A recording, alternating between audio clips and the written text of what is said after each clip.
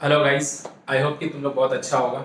चलो, तो हम लोग वेरिएशन चैप्टर पढ़ रहे थे। वेरिएशन चैप्टर का फर्स्ट 2 वीडियो हम लोग कर चुके हैं।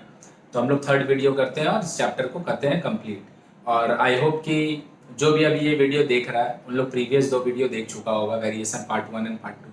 अगर तुम नहीं देखा, if you have not seen variation part 1 and part 2, तो पहले पार्ट 1 और पार्ट 2 देख लो, नहीं तो यहाँ पे कुछ समझ में नहीं आएगा, प्रॉब्लम होगा।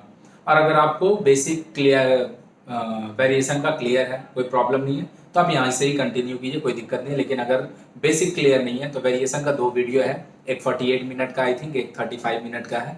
पार्ट 1 और पार्ट 2 उसको देख लो। चलो स्टार्ट करते हैं और ख़त्म कर देंगे आज वेरिएशन।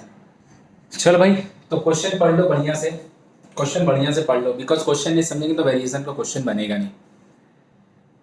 चलो, अगर पढ़ लिया है तो देखो बोल क्या रहा है, हम समझाते हैं। बोल रहा y is the sum of two variables. y क्या है? दो अलग अलग वेरिएबल का सम से बना है। y दो अलग अलग वेरिएबल का समेशन से बना है। वन ऑफ विच, उसका जो दो पार्ट है y का, उसमें से एक part varies directly with x and another part, जो दूसरा वाला पार्ट है y का, जो दो पार्ट है उसमें से एक पार्ट, दूसरा वाला पार्ट इनवर्सली विथ x, और x के साथ इनवर्सली वैरी करता है। बोल रहा है if x equal to -1, y equal to 1, x equal to 3 and y equal to 5, find the relation between x and y। तो मेरे को ऐसा नहीं है कि x का वैल्यू देखो y निकालने को बोल रहा है, नहीं, मेरे को x और y का एक रिलेशन बनाना है। तो उससे पहले हम लोग फिर किसी क्वेश्चन को समझते हैं। y क्या है भाई? y is the sum of two variable. y दो अलग अलग वेरिएबल से मिलके बना है। तो अगर हम लेट कर लें, let y is the sum of y1 and y2। y is the sum of y1 and y2। y जो है वो y1 और y2 दोनों का समेशन से मिलके बना है। तो हम बोल सकते हैं यहाँ से y is equal to y1 plus y2। Yes I can. क्यों भाई? क्योंकि y क्या है? y क्या है? दो अलग अलग वेरिएबल, दो वेरिएबल को हम क्या क्या लेट किया, y1 एंड y2 दोनों का समेशन है। तो दो से नौ से मिलके y बन रहा है। अब क्या बोल रहा है? इसका जो दो पार्ट है y का, एक पार्ट x के साथ डायरेक्टली वेरी करता है और एक पार्ट x के साथ इनवर्सली वेरी करता है। तो again one of the part varies directly with x। तो हम क्या बोल सकते हैं भाई? y1 proportional to x, y1 proportional to x, क्योंकि एक पार्ट जो है वो x के साथ डायरेक्टली प्रोपोर्शनल है, डायरेक्टली प्रोपोर्शनल है। तो यहां से हम क्या बोल सकते हैं? y1 is equal to kx, इसका नाम दे देते हैं equation 2। y1 is equal to kx, where k is obviously non zero constant, k is non zero constant.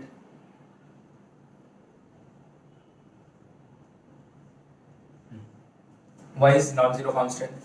Again फिर से जो एक पार्ट और है, जो एक पार्ट और है सेकंड वाला पार्ट, वो x के साथ कैसे वैरी करता है? इनवर्सली। तो हम क्या बोल सकते हैं? y2 varies 1/x, y2 varies 1/x, inversely ऐसे लिखते हैं। तो बोल क्या रहा? y दो अलग अलग वेरिएबल का समेशन है, उसका एक पार्ट x के साथ वैरी करता है, दूसरा पार्ट x के साथ इनवर्सली वैरी करता है। तो y1 को हम डायरेक्टली ले लिया और y2 को इनवर्सली। तो y2 इज इक्वल टू क्या हो जाएगा? k1x, where k1 is a non zero constant. तो अगेन फिर से सेम बात कि हम लोग दो अलग अलग वेरिएबल क्यों लिए? क्योंकि दो अलग अलग रिलेशन था। यहाँ y1 के x के साथ रिलेशन था और यहाँ y2 के x के साथ रिलेशन है। तो अगर दो अलग अलग रिलेशन रहता तो हम लोग प्रीवियस वीडियो में जान चुके कि हम लोग दो अलग अलग कांस्टेंट लेते, सेम कांस्टेंट ले लेते। तो हो गया ये y2 का वैल्यू। अब हम y1 का और y2 का वैल्यू यहाँ पुट करते हैं। Now y is equal to y1 plus y2, y1 का वैल्यू है kx एंड y2 का वैल्यू है k1x। इसका नाम दे दिया हम इक्वेशन 4। सो y का वैल्यू कितना है? kx, सॉरी y1 का kx एंड y2 का k1/x। अब क्या करेंगे? जो चार वैल्यू दिया पुट करेंगे, पुट करके x और y का रिलेशन निकालना है। हमको वैल्यू किसी का नहीं फाइंड करना, नहीं तो x का नहीं तो y का, हमको क्या निकालना है? दोनों में रिलेशन निकालना। पॉज करके नोट करो, तो मेरे को यहाँ का जगह चाहिए रहेगा। चलो भाई, तो अब हम लोग चारों वैल्यू पुट करके दो रिलेशन बनाए हैं, देख लो। When x is equal to -1, y equal to कितना है भाई? 1। तो x का value -1, y equal to 1 put करते हैं इस रिलेशन में। 1 यही है ना, ये रिलेशन इसमें पुट कर रहे हैं। y is equal to 1 x is equal to -1 plus k1 by x is equal to -1। तो ये क्या होगा, minus K sorry k minus K plus minus minus minus k1। तो क्या रिलेशन आ गया है, -k is equal to 1। Again फिर से पुट करते हैं, मेरे को करना क्या, मेरे को k और k1 का वैल्यू निकालना है क्योंकि ये दोनों अननोन है। अब क्या है भाई, when x is equal to 3 y is equal to 5, फिर से इसी रिलेशन में पुट करते हैं। y is equal to 5 put किए, kx 3k and k1 by x मतलब k1 बाई 3। तो क्या हो गया, 3k plus k1 by 3 is equal to 5। अब ये रिलेशन और ये रिलेशन दोनों को हम सॉल्व करेंगे साइमल्टेनियसली, दोनों को हम सॉल्व करेंगे साइमल्टेनियसली। k और k1 का वैल्यू निकालेंगे, यहाँ पे पुट कर देंगे, मेरा x और y के बीच रिलेशन आ जाएगा। कैसे सॉल्व कर रहे हैं, साइमल्टेनियस 9 में जैसे हम लोग करते हैं। तो देखो साइमल्टेनियस मेथड से सॉल्व किए इन दोनों को, जैसे हम लोग करते हैं -k into k1 is equal to 1 and 3k plus k1 by 3 is equal to 5। k1 को k को अगर काटना है ऊपर को 3 से मल्टीप्लाई कर दिए, इसको 1 से। ये 9th क्लास में अपना सॉल्व किए। सॉल्व करने के बाद k1 का वैल्यू आया -3। सॉल्व करने के बाद k1 का वैल्यू कितना आया, -3। अगेन अब k का वैल्यू निकालते हैं। रिलेशन क्या है, k minus k1 is equal to -k-k1 is equal to 1।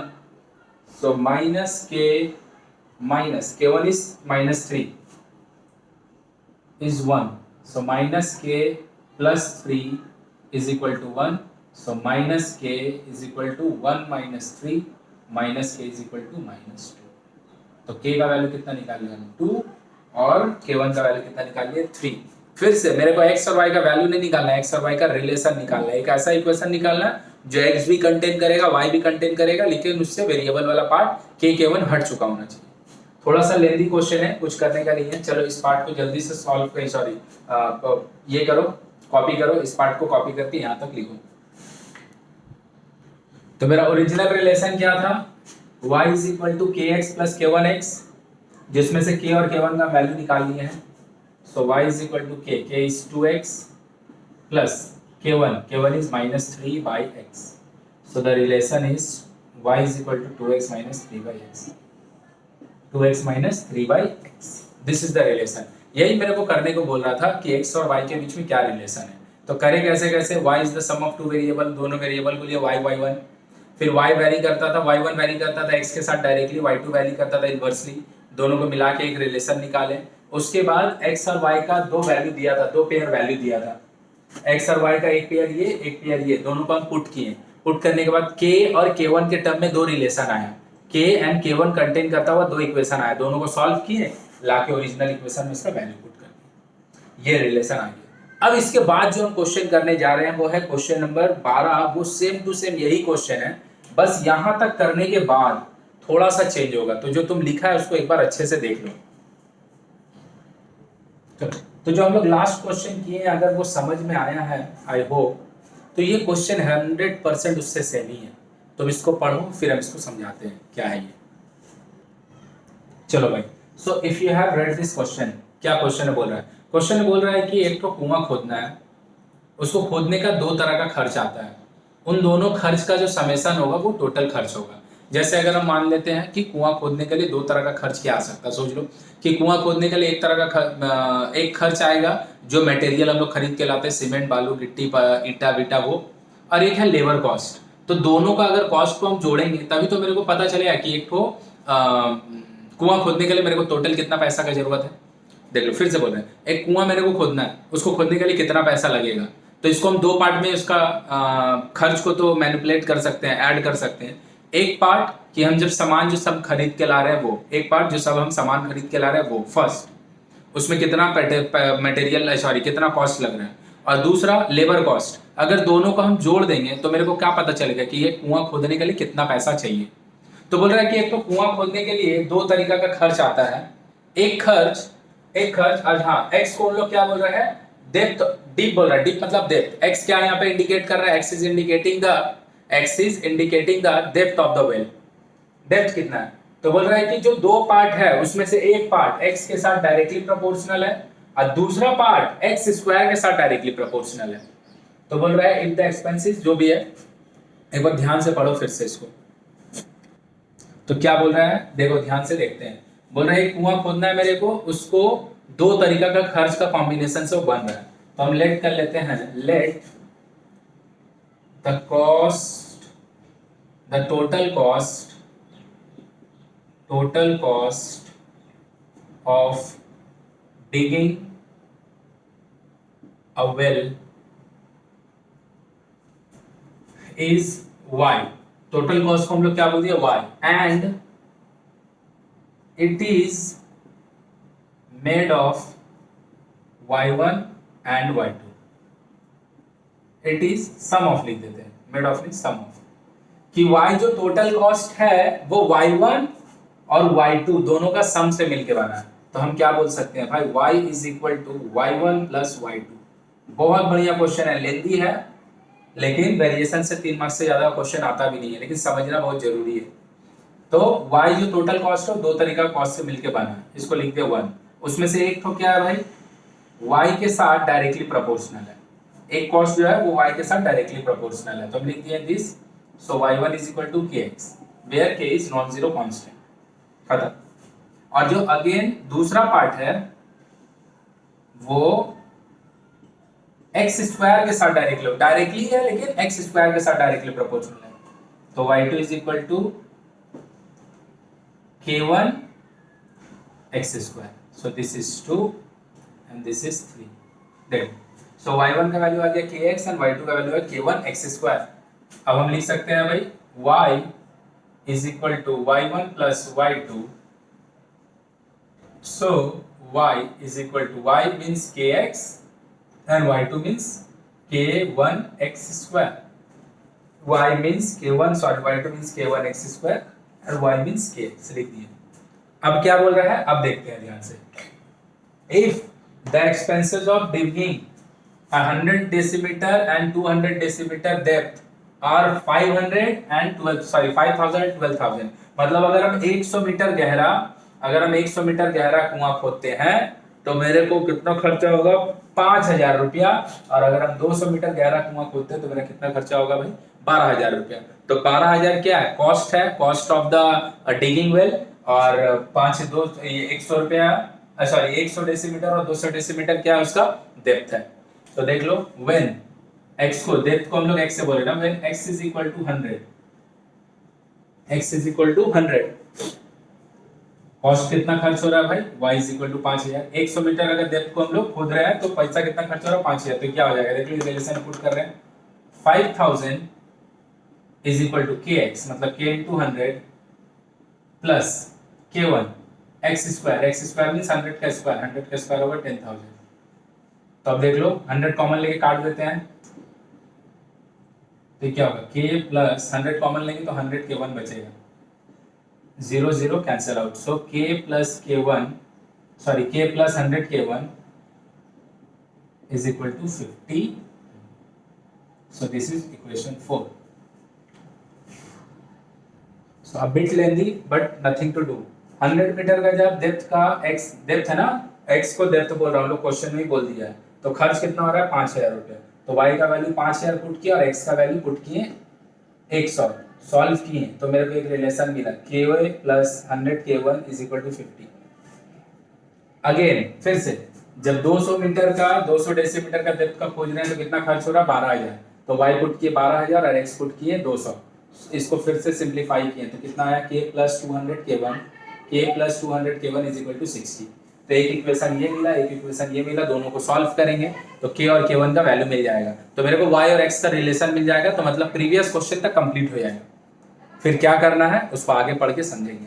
चलो पॉज करके नोट करो, पहले ये पार्ट फिर ये पार्ट फिर ये पार्ट। सो देखो, तो दो रिलेशन था मेरे पास, k plus 100 k1 is equal to 50 and k plus 200 k1 is equal to 60। दोनों को सॉल्व करके k और k1 निकाले, माइनस कर दिए, k1 का वैल्यू आया 1/10। अब फिर k1 का वैल्यू इक्वेशन 1 में पुट कर दिए, इसमें पुट कर दिए, k1 का वैल्यू देख लो 1/10। तो कितना k का वैल्यू कितना आ गया 40। तो k आ गया 40 और k1 कितना आ गया 1/10। अब हम लोग का जो ओरिजिनल इक्वेशन था वो क्या था, y is equal to kx plus k1x, इसमें पुट कर दे रहे हैं। तो y is equal to k 40x plus k1 x square sorry K1 1/10 x square. तो देखो जो पिछला क्वेश्चन था वहां तक ये कंप्लीट हो गया कि what is the relation between x and y, लेकिन हमें ये पूछा नहीं है, यहाँ तक तो हम किए हैं, ये करना ही पड़ेगा। K1 और K का वैल्यू निकाल लिया। अब हम लोग क्या करने जा रहे हैं, अब हम लोग क्या करने जा रहे हैं, जो क्वेश्चन ओरिजिनली पूछा है उसको निकालने जा रहे हैं। तो क्वेश्चन में पहले बोला था 100 मीटर के लिए 5000 खर्चा हो रहा है, 200 मीटर के लिए 12000 खर्चा हो रहा है, y को हम लोग बोल रहे हैं टोटल खर्चा, तो 5000 और 12000 यूज किया, और x को हम लोग बोल रहे थे तो हम लोग 100 और 200 यूज कर लिए, खत्म। बोल रहे हैं क्या, कैलकुलेट द एक्सपेंस, एक्सपेंस को किससे बोले, y से ना, मतलब y निकालना है। Calculate the expense to dig 250 metre wall, 250 metre well, कि 250 मीटर का अगर मेरे को वेल को डिग करना है तो कितना रुपया खर्च होगा। मतलब क्या, y निकालने दे रहा और x दे दे रहा है, तो देख लो x पुट कर दिए,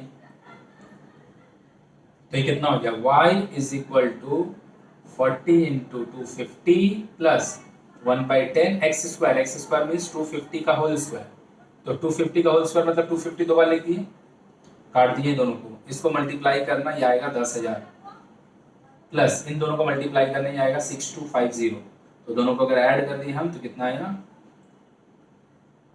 इतना रुपया, मतलब 250 मीटर का डिग करने के लिए मेरे को कितना खर्च करना पड़ेगा, 16,250 रुपये, 16,250 रुपये। फिर से कैसे किए, y समेशन y1 y2 लिए, y1 is proportional to x and y2 is proportional to x square, दोनों डायरेक्टली प्रोपोर्शनल है, दोनों से दो रिलेशन बनाए, फिर x और y का वैल्यू पुट करके k1 और k2 का दो k और k1 का दो रिलेशन बनाए, दोनों को सॉल्व किए, लाके पुट कर दिए। तो पिछला जो क्वेश्चन था वो यहाँ तक का हिसाब से खत्म हो चुका होता, लेकिन इस क्वेश्चन में थोड़ा सा और एक्सटेंड करने बोला। चलो पॉज करके नोट कर लो पहले ये और फिर ये।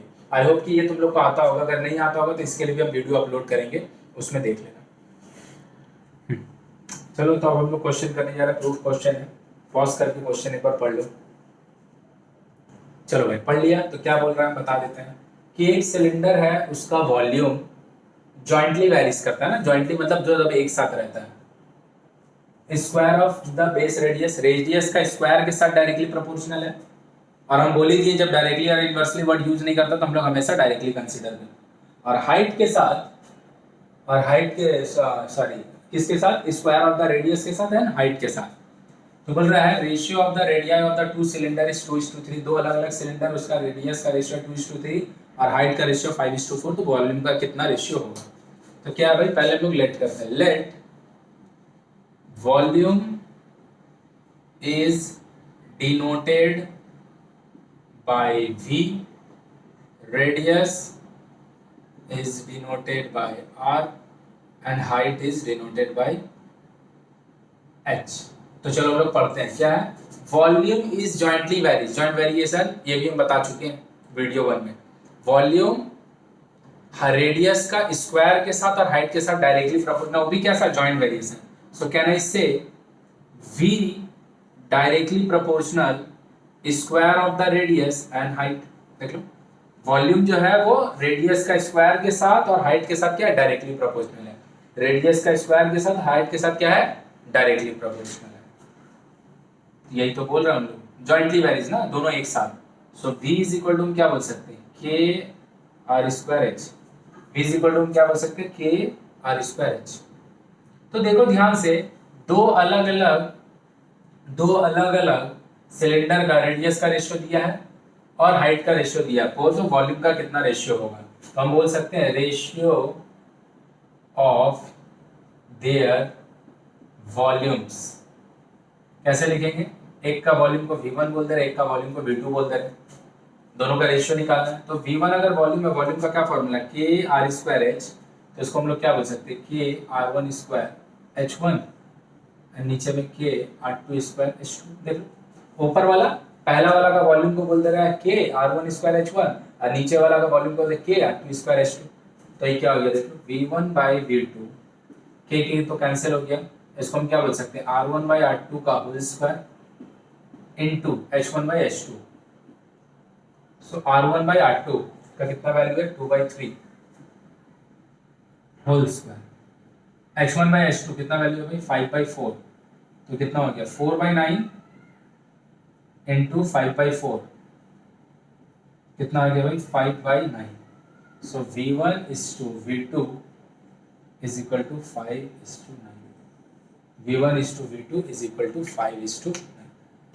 तो पहला वाला का वॉल्यूम, दूसरा वाला का वॉल्यूम, दोनों का वॉल्यूम का कितना रेशियो है? 5:9। देख लो क्या किए हैं, वॉल्यूम, रेडियस और हाइट। क्वेश्चन में बोल दिया है जो वॉल्यूम है वो जॉइंट वेरिएबल है, मतलब दोनों एक साथ है। किसके साथ? रेडियस का स्क्वायर के साथ और हाइट के साथ। हाइट को डायरेक्टली बोल रहा है, रेडियस का स्क्वायर बोल रहा है। तो V is equal to r²h kr²h, दोनों का वॉल्यूम का रेशियो, रेडियस दिया, हाइट दिया, निकालिए वॉल्यूम का रेशियो, कॉज एंड नोट। चलो भाई पढ़ो क्वेश्चन फिर से। This is the last question of our book subjective में, फिर एक दो ऑब्जेक्टिव करते हैं। चलो अगर पढ़ लिए हो तो क्या बोल रहा है देखो, volume of sphere varies directly with the cube of the radius. एक स्फीयर है, उसका वॉल्यूम रेडियस का क्यूब के साथ डायरेक्टली प्रोपोर्शनल है, and its surface area varies directly with the square of the radius. लेकिन उसका जो सरफेस एरिया है वो रेडियस के स्क्वायर के साथ डायरेक्टली प्रोपोर्शनल है। तो बोल रहा है proof that, let us prove that square of the volume of the sphere varies directly with the cube of the surface area. वो क्या है हम देखते हैं, पहले हम लोग ऊपर का काम करते हैं। जो जो चीज बोला उसको लेट करते हैं। Let V, let volume is denoted by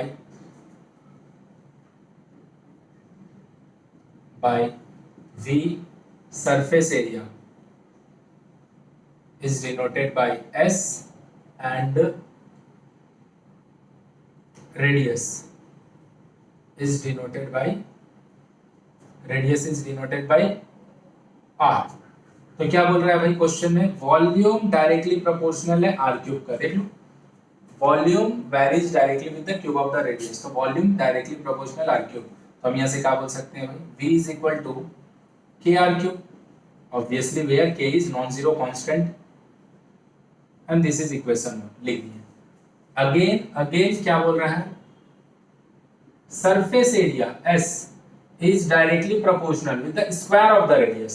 surface area radius का स्क्वायर के साथ directly proportional, S directly proportional this, so this is k1 r square, so this is what, this is k1 r square। why k1 भैया, non zero constant. k1 क्यों, because, ध्यान से देखो और सोचो, k1 क्यों, बिकॉज देखो यहाँ पे वॉल्यूम और रेडियस का रिलेशन था, यहाँ पे सरफेस एरिया और रेडियस का रिलेशन है। तो दोनों तो दो अलग अलग चीज है ना, तो अगर अलग अलग चीज का डेटा का बारे में बात होगा तो हम लोग सेम कांस्टेंट तो ले नहीं सकते, हम लोग को अलग कांस्टेंट लेना होगा। ले लिए, खत्म। अब लोग क्या बोला है मेरे को प्रूफ करने कि square of the volume V square varies directly with the cube of the radius, cube of the surface area. मतलब ये चीज मेरे को प्रूफ करने बोल रहा है, V cube proportional to S, V square proportional to S cube. कैसे प्रूफ करते हैं इसको, कुछ नहीं है, हम इन दोनों का डिवीजन को कांस्टेंट दिखा दे रहे हैं। इस सब हम लोग लास्ट वीडियो में कर चुके हैं। So if again someone has not seen the last video, वो वीडियो पार्ट 1 और 2 देख लो। सो V स्क्वायर का वैल्यू कितना हो जाएगा, के आर क्यूब का whole square by S cube का वैल्यू कितना हो जाएगा, k1 r स्क्वायर का होल क्यूब। तो ये क्या हो जाएगा देखो, k स्क्वायर r6, ये क्या होगा k1 cube r6, r cancel, सो क्या बचा k square by k1 cube. ध्यान से देखो तो k is constant, k1 is constant, k का स्क्वायर कांस्टेंट हुआ, k1 का क्यूब कांस्टेंट। ये पूरा का पूरा डेटा क्या कांस्टेंट है, ये पूरा का पूरा डेटा क्या कांस्टेंट है। सो हम बोल सकते हैं v square by s cube is constant. So v square by s cube अगर कांस्टेंट होगा तो हम ऐसे क्या बोल सकते हैं, v square proportional to s cube, v square proportional to s cube. Proof, यही तो मेरे को प्रूफ करने बोला है। तो कोई भी दो डेटा का अगर डिवीजन कांस्टेंट होगा, कोई भी दो डेटा का अगर डिवीजन कांस्टेंट होगा तो क्या होगा भाई, डायरेक्टली प्रोपोर्शनल होगा। डायरेक्टली प्रूफ भी करने बोला था। चलो पॉज करो, नोट करो क्या है क्वेश्चन। बोल रहा है if x proportional to y square, y is equal to 2x is equal to a, find the relation between x and y। x और y का रिलेशन निकालना है, x और y का किसी का वैल्यू नहीं है, तो हम क्या लिख सकते हैं भाई, x is equal to K Y square, है ना। अब तो हम लोग सीख चुके, के वाई स्क्वायर। देख लो y का वैल्यू कितना दे रहा है, x का कितना दे रहा है, पुट कर देते हैं। x दे रहा है a और y कितना दे रहा है 2a का होल स्क्वायर, मतलब 4a स्क्वायर। तो अगर हम इसको डिवाइड दे देंगे तो a इज इक्वल टू क्या होगा, a by 4a square, cancel out, so k is equal to 1 by 4k, 1 by 4a, k is equal to 1 by 4a। तो अगर k is equal to 1 by 4a होगा, put कर दो original relation में लिखा के, x is equal to ky square, so x is equal to k is 1 by 4a into y square, so x is equal to y square by 4a. This is the relation between x and y. This is the relation between x and y. Pause करके note करो। देखो question क्या है, if x proportional to y, y proportional to z and z proportional to x, find the product of three non-zero constant। जो तीन तो non zero constant होगा उसका प्रोडक्ट क्या होगा, तो यहाँ से एक नॉन जीरो कांस्टेंट मिलेगा, यहाँ से एक मिलेगा, यहाँ से एक मिलेगा, मेरे को क्या चाहिए, तीनों का प्रोडक्ट। तो देखो तो हम यहाँ से क्या लिख सकते हैं, x is equal to K Y, yes लिख सकते हैं, y is equal to k1z and z is equal to k2x। क्यों भाई, तीनों अलग अलग कांस्टेंट लिए, क्योंकि यहाँ पे x y का रिलेशन है, y z का, यहाँ पे z x का, तीन अलग रिलेशन है, तो तीनों का अलग अलग कांस्टेंट दिए। इसको बोल दे रहे 1, इसको बोल दे रहे 2, इसको बोल दे रहे 3। मेरे को क्या चाहिए, मेरे को तीनों कांस्टेंट का प्रोडक्ट चाहिए। हम क्या कर रहे हैं, तीनों इक्वेशन को मल्टीप्लाई करते हैं, मल्टीप्लाइंग इक्वेशन 1, 2 एंड 3। तो क्या हो गया, x into Y into Z is equal to K X, sorry K Y, K one Z and K two X. So क्या हो गया, ये X Y Z is equal to K one K two X Y Z, cancel, तो क्या बचेगा, K one K two is equal to 1, yes 1। तो क्या मेरे से पूछा था, find the product of three non zero constant, जो तीन तो नॉन जीरो कांस्टेंट है, के वन के टू, तीनों का प्रोडक्ट क्या होगा, 1 होगा। So the product of three non zero constant is 1, so the product of three non zero constant is 1। चलो पॉज करके नोट करो। चलो तो हम लोग यहीं पे खत्म करते हैं। एज आई सेड कि हम लगभग पूरा क्वेश्चन कर देंगे, तो आगे पीछे करके हम लोग तीनों वीडियो में, वीडियो पार्ट 1, पार्ट 2, पार्ट 3 में पूरा क्वेश्चन कर लिए हैं। उसके बाद भी ऑब्जेक्टिव में काफ़ी क्वेश्चन है शॉर्ट आंसर टाइप में, उसको तुम लोग खुद से बनाओ, और अगर कोई भी प्रॉब्लम हो तो मेरे को कमेंट करके बताओ, हम उसको कोशिश करेंगे सॉल्व करके तुमको आंसर दे देने का। चलो आई होप कि अगर वीडियो अच्छा लगा होगा तो मेरा वीडियो को सब्सक्राइब कर देना, और कमेंट करके ज़रूर बताना समझ आया है कि नहीं आया, और बस और कुछ नहीं, बस खुश रहो, अच्छे से रहो। चलो गुड लक, गुड बाय।